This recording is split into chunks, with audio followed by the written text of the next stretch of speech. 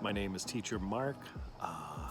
I got into sign language later in life as a teacher in my early 40s, working with a group of high school students with some exceptional abilities and trying to get ways to really reach them in a meaningful way, as well as teach them tools that they can use in addition to some of their verbal abilities. So we started learning together about 13 years ago.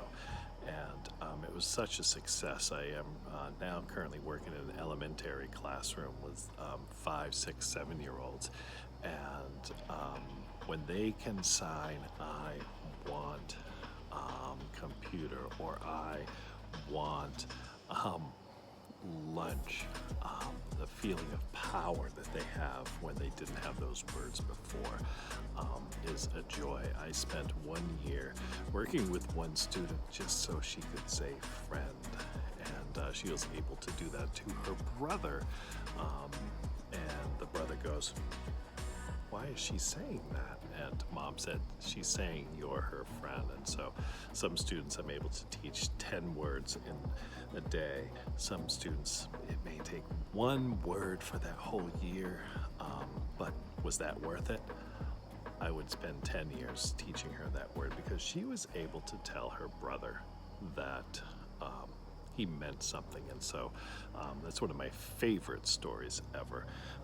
My recent self-learning project is researching indigenous sign language in North America, which has been around for hundreds and thousands of years. And so we think of sign language as relatively new, a couple of hundred years old, but indigenous tribes in North America have used it for thousands of years, and so that has been an interesting find for me. And so my journey is evolving. I still feel very new, but really love to share my passion and meeting kiddos sort of where they're at, whether they are nonverbal, whether they want to learn to converse with a deaf grandparent or a deaf cousin, or kiddos that